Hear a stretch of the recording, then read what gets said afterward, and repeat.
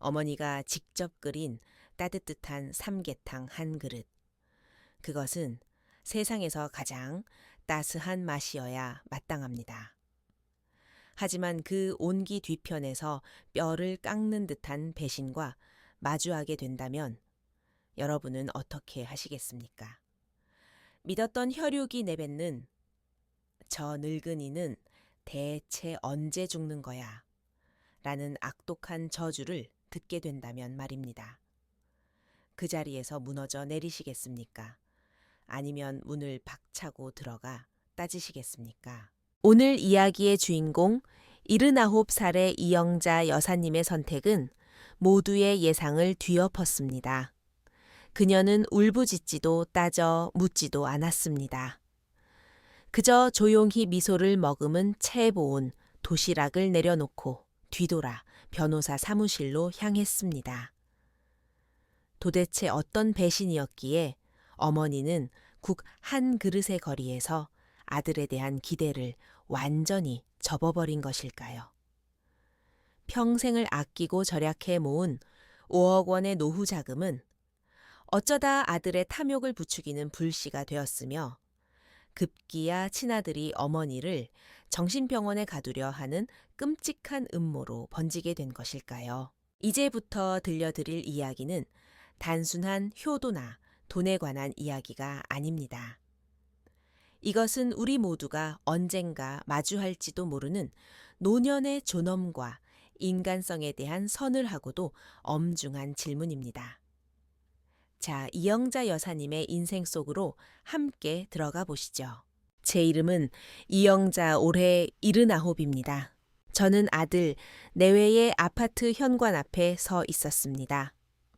손에는 갓 끓여낸 표고버섯 달곰탕이 담긴 보온통을 들고 있었죠. 아직 온기가 차에 가시지 않은 통에서는 구수한 냄새가 피어올랐습니다. 매주 금요일 아들네 집에 국을 가져다 주는 건 제게 일종의 성스러운 의식이었습니다. 아들 민호는 어릴 때부터 제가 끓인 국을 유난히 좋아했습니다. 밖에서 사 먹는 음식에서는 도통 엄마의 맛이 나지 않는다며 투정을 부리곤 했으니까요. 초인종을 누르려던 손이 허공에서 멈칫했습니다. 안쪽에서 며느리 미경의 날카로운 목소리가 문을 뚫고 들려왔기 때문입니다. 아니, 저 노인네는 왜 아직도 안 죽고 버티는 거야? 허구한 날 여기 들락거리는데 진짜 짜증나 죽겠어. 제 손이 허공에서 굳어버렸습니다. 들고 있던 보온통을 하마터면 놓칠 뻔했습니다. 스위스 목소리 좀 낮춰. 아들 민호의 목소리였습니다. 하지만 그 말투에는 아내를 나무라는 기색이 전혀 없었습니다. 엄마 귀가 얼마나 밝은데 그래. 귀가 밝으면 뭐해. 내일 모레면 여든인 노인네가. 미경이 코웃음을 쳤습니다. 여보, 그래서 어머니 명의로 된 그 마포 아파트. 도대체 언제 우리 명의로 돌릴 거야. 부동산에서도 벌써 몇 번이나 연락 왔단 말이야. 재촉 좀 하지 마. 엄마 아직 정정하시잖아. 그 집은 엄마 거야. 돌아가셔야 우리한테 넘어오지. 돌아가셔야 그 말은 죽을 때까지 기다리란 소리잖아. 미경이 말을 끊고 쏘아붙였습니다. 난 그렇게 오래 못 기다려. 우리 지훈이 봐, 이제 곧 대학 입시인데 학원비며 생활비며 돈 들어갈 데가 한두 군데야. 당신 그 쥐꼬리만한 월급으로 감당이나 돼. 저는 차가운 복도벽에 힘없이 기대어 섰습니다. 다리에 힘이 풀려 주저앉을 것만 같았습니다. 보온통의 온기가 천 덮개를 통해 손바닥으로 전해졌지만 순식간에 얼음장처럼 차갑게 식어버린 제 가슴을 녹이기엔 역부족이었습니다. 알았어. 나도 방법 찾고 있잖아. 민호가 목소리를 낮추며 말했습니다. 지난달에도 엄마 통장에서 1,000만 원 뺏었었잖아. 지훈이 이번 학기 학원비는 그걸로 해결했어. 1,000만 원. 미경의 목소리가 한 옥타브 더 올라갔습니다. 어머니 통장에 5억 넘게 들어있잖아. 겨우 1,2천만 원 가져온 게 자랑이야. 박민호 씨, 당신 진짜 남자 맞아. 당신이 뭘 몰라서 그래. 엄마가 늙긴 했어도 셈은 정확한 분이야.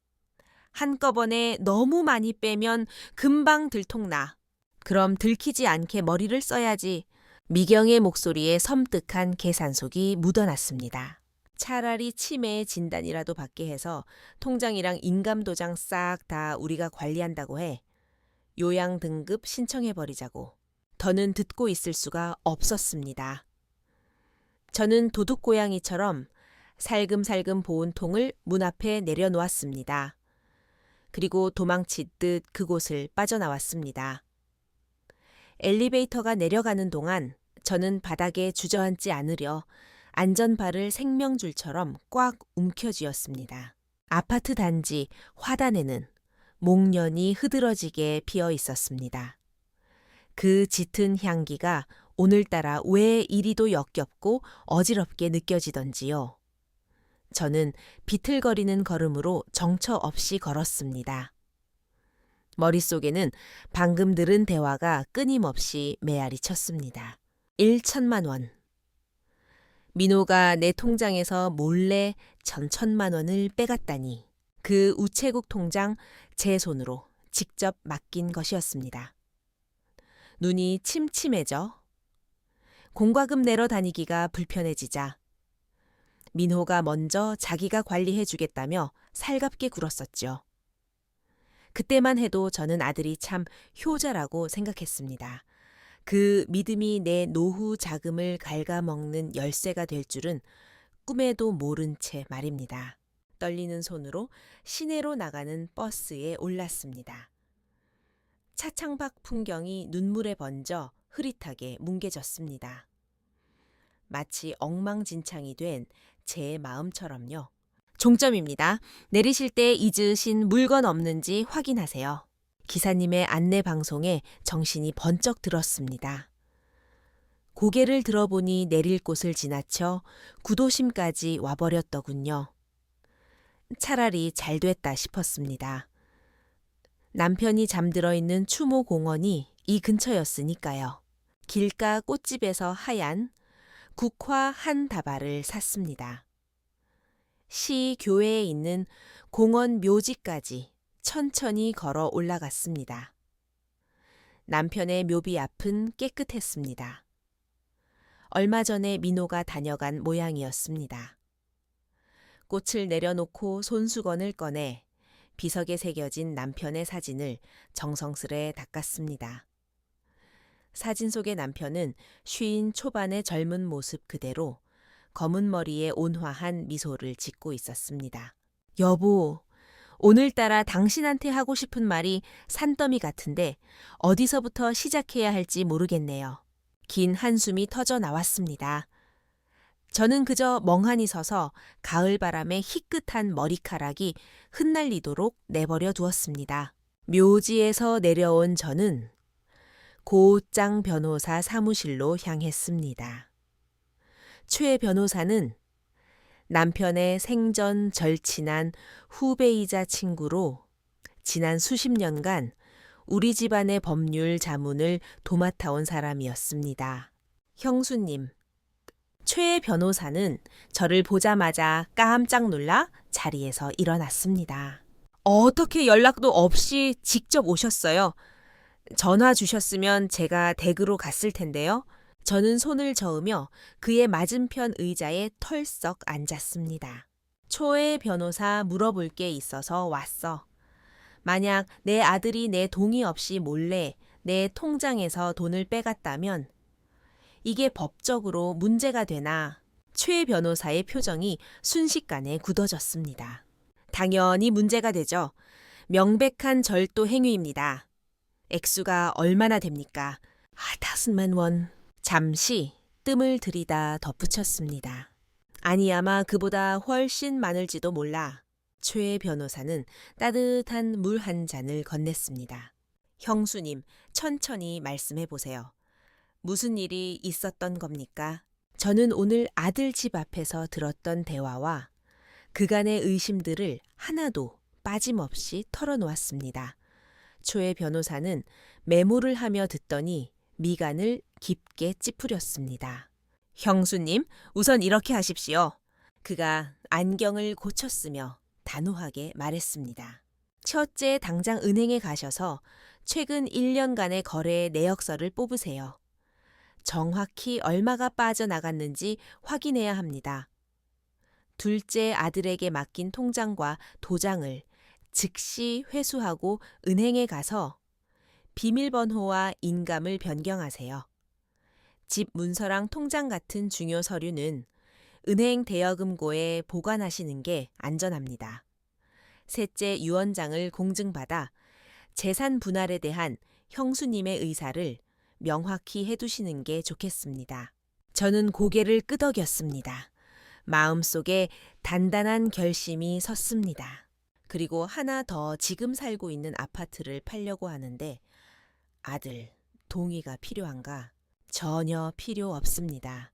그 집은 형님 돌아가시고 형수님이 단독 상속받으신 거잖아요. 100% 형수님 재산입니다. 최 변호사가 잠시 머뭇거리더니 물었습니다. 그런데 집을 팔고 어디로 가시게요? 실버타운. 저는 날씨 이야기하듯 덤덤하게 대답했습니다. 남편도 없이 혼자 사는 것도 적적하고 집 팔아서 시설 좋은 실버타운이나 들어갈까 해.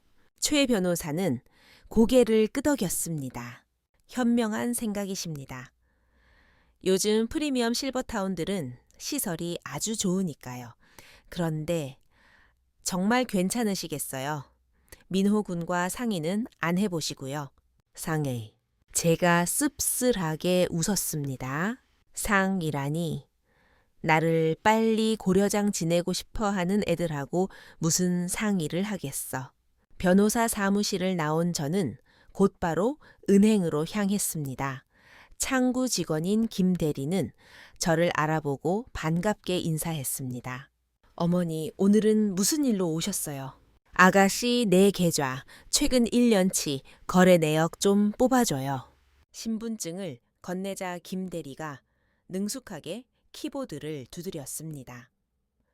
고디어 프린터가 요란한 소리를 내며 긴 종이를 토해냈습니다. 돋보기를 끼고 한 줄 한 줄 훑어 내려갔습니다. 내려갈수록 제 손끝이 파르르 떨리기 시작했습니다. 작년 3월부터 거의 매달 현금 인출 기록이 있었습니다. 적게는 100만 원에서 많게는 1,000만 원까지. 합계를 내보니 무려 1억 5천만 원이 넘었습니다. 김 대리, 이 돈들 다 우리 아들이 찾아간 건가? 떨리는 목소리를 억누르며 물었습니다. 김 대리가 모니터를 확인하더니 고개를 끄덕였습니다. 네, 매번 아드님이 직접 오셨어요. 어머님 통장이랑 도장 가져오셔서 어머님이 거동이 불편하셔서 생활비 심부름 왔다고 하시던데요. 무슨 문제라도 있으세요? 아니, 아무것도 아니야. 내가 나이가 드니 건망증이 생겨서 억지로 웃음을 지어 보이고는 내역서를 접어 가방 깊숙이 찔러 넣었습니다. 은행 문을 나서는데 한낮의 햇살이 눈을 찔러 눈물이 핑 돌았습니다. 1억 5천만 원.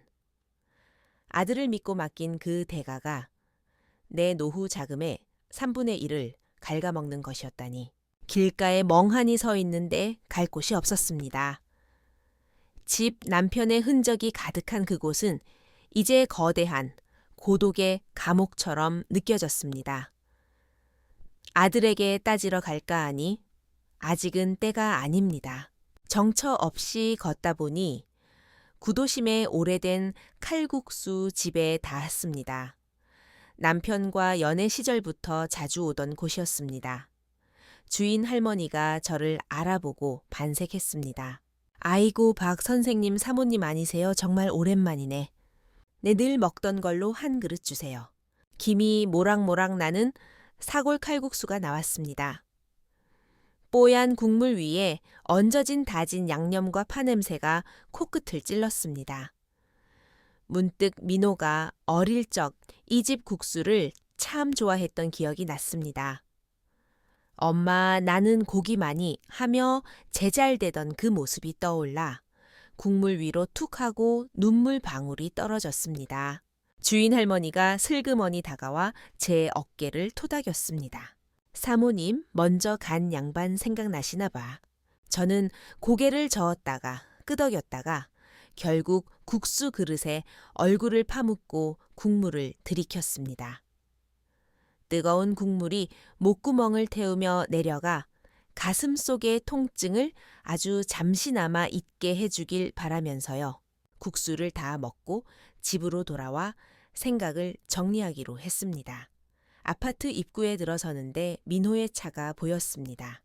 녀석은 차 옆에서 담배를 피우고 있다가 저를 보고는 황급히 달려왔습니다. 엄마 도대체 어디 갔다 오시는 거예요? 전화도 안 받으시고.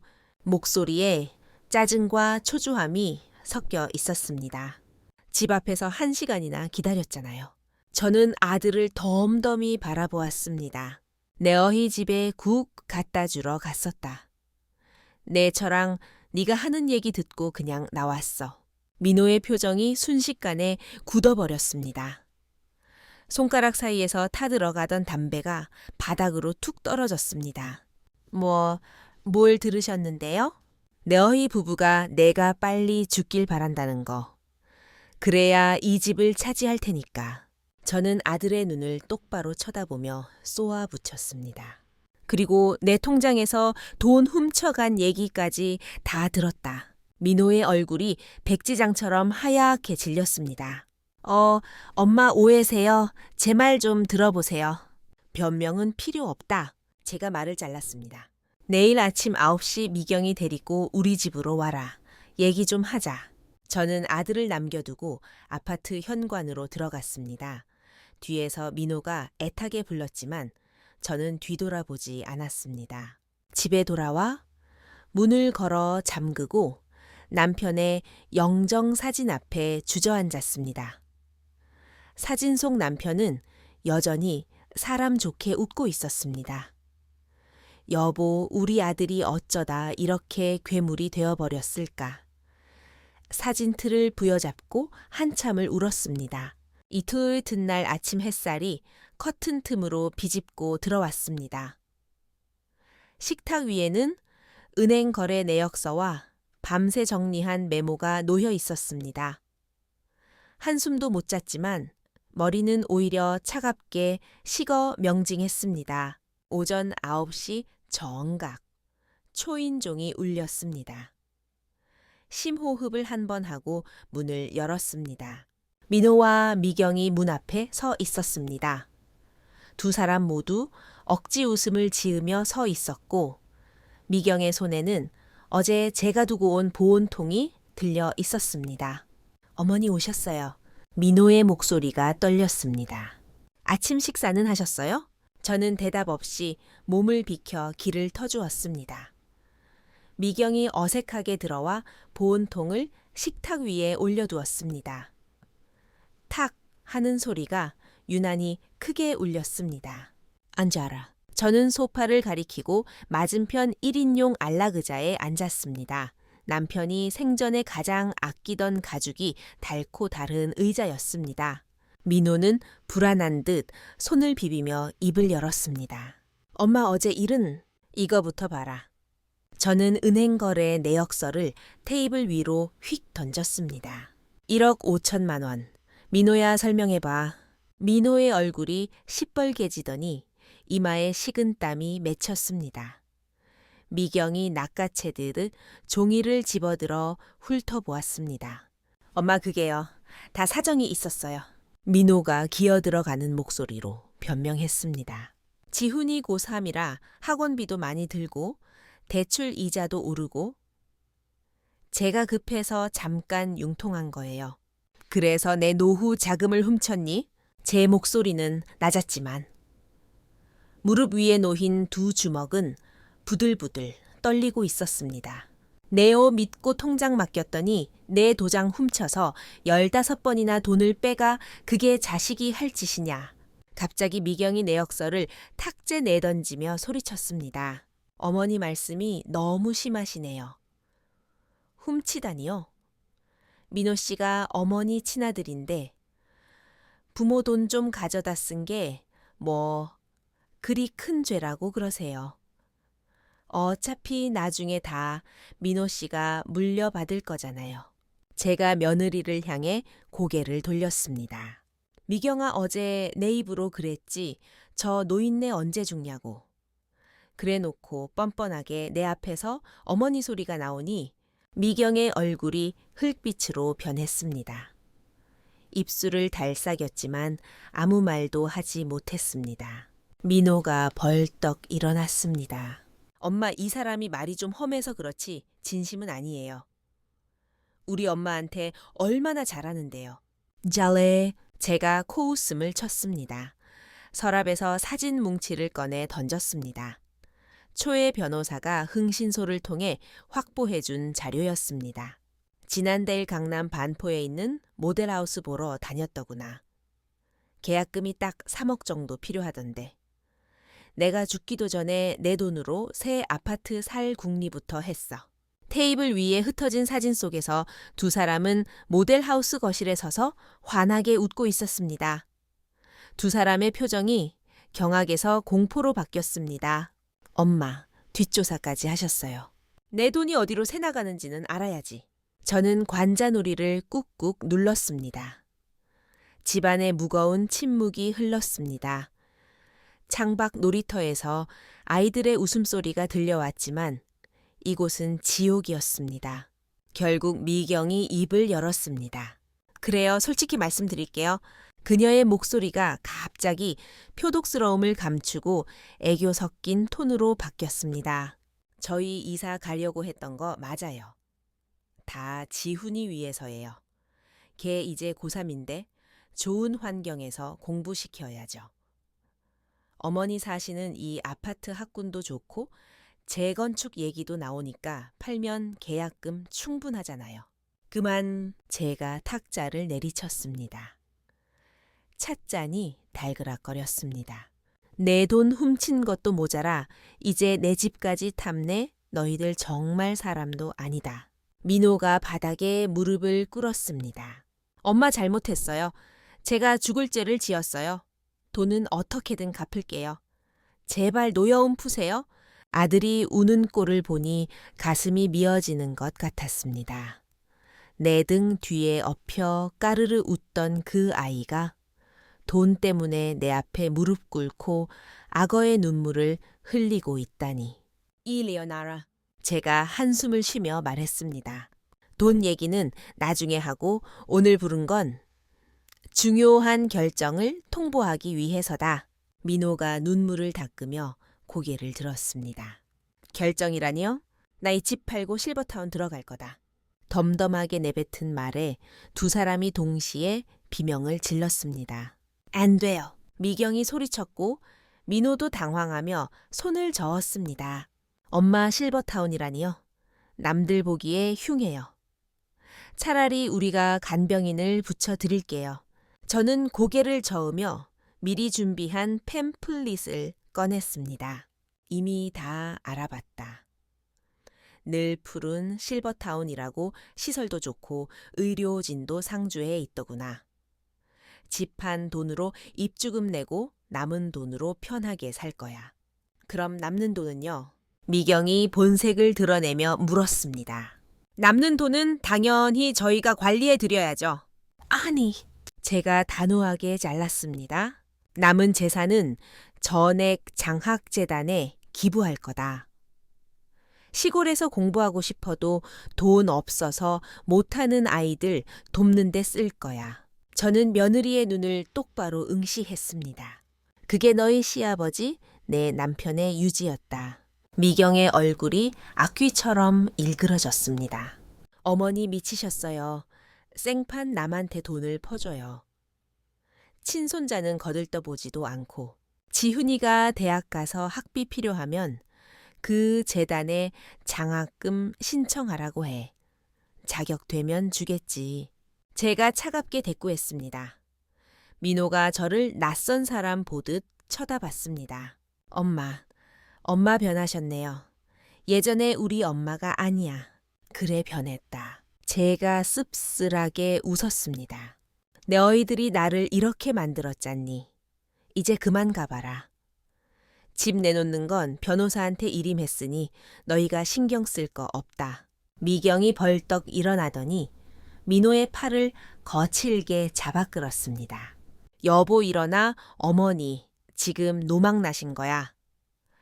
제정신이면 어떻게 재산을 남한테 줘. 절대 안 돼. 내가 가만 안 있어. 그녀는 민호를 질질 끌고 나가며 현관문을 쾅 닫아버렸습니다. 벽에 걸린 남편의 사진이 흔들릴 정도였습니다. 저는 비틀거리며 대호가 사진틀을 바로잡았습니다. 사진 속에는 민호의 6살 생일 파티 모습이 담겨 있었습니다. 세 식구가 케이크를 앞에 두고 세상 부러울 것 없이 웃고 있는 사진. 손가락으로 그 빛 바랜 사진을 쓸어내렸습니다. 우리는 어쩌다 이렇게 되어버렸을까요? 전화벨이 울렸습니다. 최 변호사였습니다. 형수님 얘기는 잘 끝났습니까? 상황을 설명하자 수화기 너머에서 침묵이 흘렀습니다. 형수님 서두르셔야겠습니다. 재산보전 조치 빨리 하셔야 해요. 최 변호사의 목소리가 심각했습니다. 저쪽에서 더 과격하게 나올 수 있습니다. 예를 들어 형수님이 치매라고 주장하면서 법원에 성년 후견인 개시 심판을 청구할 수도 있어요. 그러면 형수님 재산 동결되고 쟤네들이 후견인으로 지정돼서 재산 관리하게 됩니다. 가슴이 철렁 내려앉았습니다. 그럼 어떻게 해야 하나? 치어째. 지금 당장 대학병원 가서 정신감정 받으세요. 인지 능력에 아무 문제 없다는 진단서 확보해야 합니다. 둘째 유언장 빨리 작성해서 공증 받으시고요. 전화를 끊자마자 저는 움직였습니다. 장롱 깊숙한 곳에서 집 문서를 꺼내고 통장 보험 증권 등을 챙겨 서류 가방에 넣었습니다. 막 나가려는데 초인종이 울렸습니다. 인터폰 화면에 손자 지훈이의 얼굴이 보였습니다. 교복을 입은 지훈이는 쭈뼛거리며 서 있었습니다. 문을 열어주자 지훈이가 고개를 푹 숙인 채 들어왔습니다. 할머니, 아빠가 할아버지 우표 수집책 받아오래요. 가슴이 또 한 번 무너졌습니다. 남편이 평생 모은 우표 앨범은 꽤 값나가는 물건이었습니다. 민호가 그걸 탐내서 아들까지 시키다니. 지훈아 들어와라. 과일이라도 깎아주마. 아니에요. 우표만 주시면 돼요. 아빠가 할머니 집 판다고. 우표라도 먼저 챙겨오라고 했어요. 네 아빠가 또 무슨 소리 하더냐?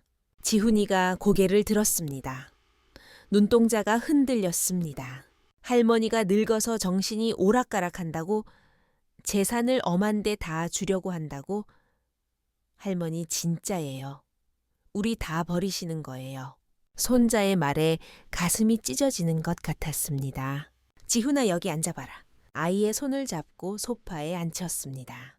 할머니가 묻는 말에 솔직히 대답해 다오. 너네 아빠가 할머니 통장에서 돈 가져다 쓴 거 알고 있었니? 지훈이가 움찔하더니 작게 고개를 끄덕였습니다. 그럼 이 집 팔고 나면 너희 엄마 아빠가 그 돈으로 뭐 하려는지도 아니? 아이가 또 고개를 끄덕였습니다. 기어가는 목소리로 대답했습니다. 엄마가 집 팔리면 제 차 사준다고 했어요. 대학 입학 선물로. 저는 눈을 감았습니다. 온 가족이 공범이었습니다. 나만 바보같이 모르고 있었던 겁니다. 지훈아, 제가 눈을 뜨고 손자의 눈을 바라봤습니다. 그 돈은 할머니가 평생 고생해서 모은 밥줄이고 이 집은 할아버지가 할머니 쫓겨나지 말고 살라고 남겨준 마지막 보금자리야. 네가 보기엔 뺏어가는 게 맞는 거니. 지은이는 손가락만 꼼지락거리다 겨우 입을 열었습니다. 하지만 아빠가 어차피 나중에 다 우리 거라고 요가비라. 저는 씁쓸하게 웃었습니다. 그래, 내가 죽으면 다 너희 거가 되겠지. 하지만 그게 그렇게 급하더냐? 내가 죽는 게 그렇게 기다려져. 지훈이의 얼굴이 홍당무처럼 빨개졌습니다. 벌떡 일어나더니 소리쳤습니다. 할머니 죄송해요. 우표 안 가져갈래요. 아이는 도망치듯 현관을 뛰쳐나갔습니다. 닫힌 문을 바라보며 저는 가슴을 움켜쥐었습니다. 다음 날 저는 늘 푸른 실버타운을 방문했습니다. 정 원장님이라는 분이 반갑게 맞아주셨습니다. 도심에서 조금 떨어진 산자락에 위치한 그곳은 공기부터 달랐습니다. 어서 오세요, 이영자님. 얘기 많이 들었습니다. 정 원장님은 인상 좋은 중년 여성이었습니다. 저희 시설은 자립형 주거 공간을 지향해요. 텃밭도 가꾸시고 동호회 활동도 하시면서 자유롭게 지내실 수 있습니다. 시설은 생각보다 훨씬 좋았습니다. 24시간 의료 시스템에 도서관 피트니스 센터까지. 무엇보다 입주해 있는 노인들의 표정이 밝아 보였습니다. 댄스 교실에서 들려오는 흥겨운 트로트 음악 소리에 저도 모르게 콧날이 시큰해졌습니다. 원장실에서 차를 마시며 제 사정을 털어놓았습니다. 아들이 돈을 훔친 이야기, 며느리의 막말. 이야기하다 보니 눈물이 멈추지 않았습니다. 정 원장님은 묵묵히 휴지를 건넸습니다. 어머님, 이런 경우가 생각보다 많아요. 재산 때문에 부모를 짐짝 취급하는 자식들. 하지만 어머님은 대단하세요. 법적으로 대응하실 생각을 하셨다니. 원장님이 책자 하나를 건넸습니다. 행복한 노후를 위한 법률 가이드였습니다. 저자 이름을 보고 깜짝 놀랐습니다. 최지훈 변호사. 바로 제 변호사인 초혜 변호사였습니다. 어머, 초혜 변호사가 여기 자문 변호사인가요? 인내 노인 인권 전문이세요? 세상 참 좁네요. 왠지 모를 안도감이 들었습니다. 저는 그 자리에서 입주 의향서를 쓰고 계약금을 걸었습니다. 돌아오는 택시 안에서 초혜 변호사의 다급한 전화를 받았습니다. 형수님, 큰일 났습니다. 민호가 어제 가정법원에 가서 성년 후견 개시 심판 청구 절차를 문의했답니다. 심장이 덜컥 내려앉았습니다. 그게 무슨 소린가? 어머니가 치매라고 몰아가려는 거죠. 일단 법원에서 지정한 병원에서 정신감정을 받게 할 겁니다. 거기서 이상 소견 나오면 끝장이에요. 손이 부들부들 떨렸습니다. 나 어떡해? 걱정 마세요. 제가 이미 대학병원 정신건강의학과에 예약해뒀습니다. 내일 오전 10시입니다. 거기서 정상 판정 받으시면 놈들이 아무리 떠들어도 소용없습니다. 전화를 끊고 은행으로 달려갔습니다. 남은 예금을 전부 찾아 새로 개설한 계좌로 옮기고 비밀번호를 복잡하게 설정했습니다. 집 문서와 귀중품은 은행 대여금고에 넣었습니다. 은행 문을 나서는데 낯선 번호로 문자가 왔습니다. 할머니, 저 지훈이에요. 엄마 아빠가 할머니 강제로 사설 구급차 태워서 행복병원에 입원시키려고 해요. 거기 정신병원이에요. 조심하세요.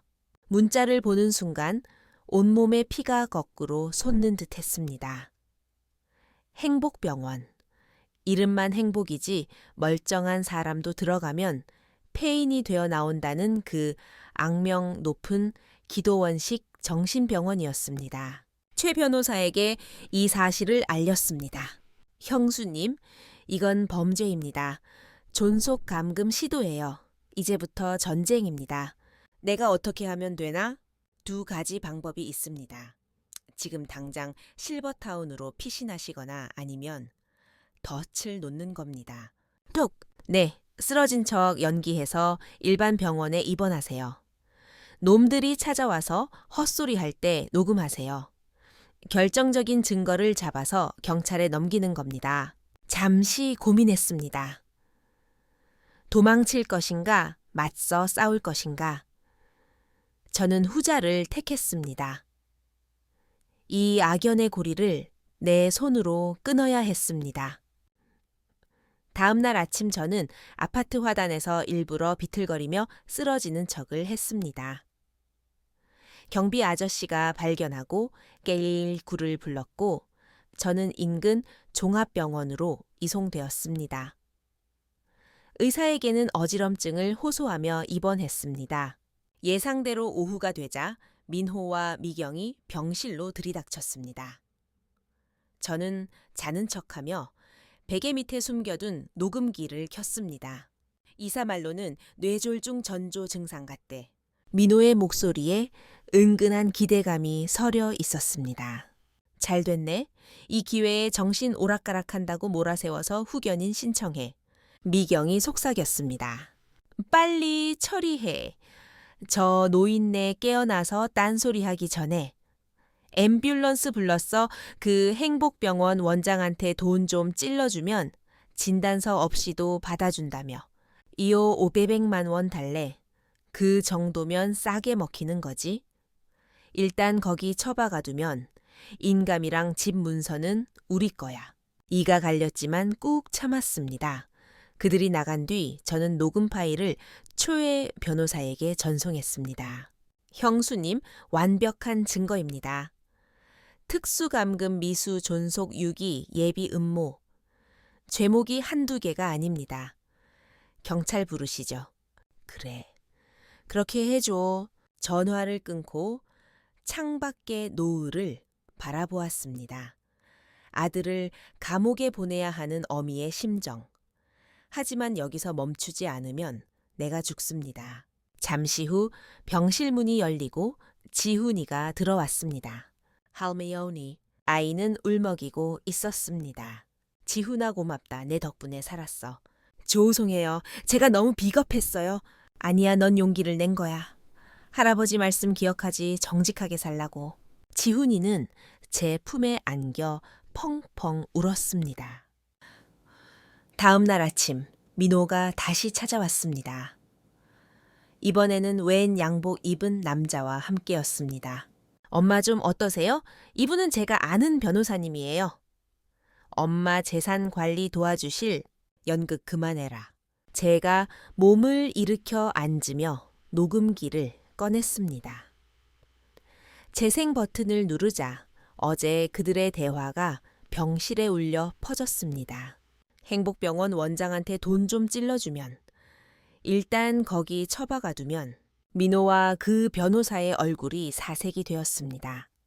나에게 무슨...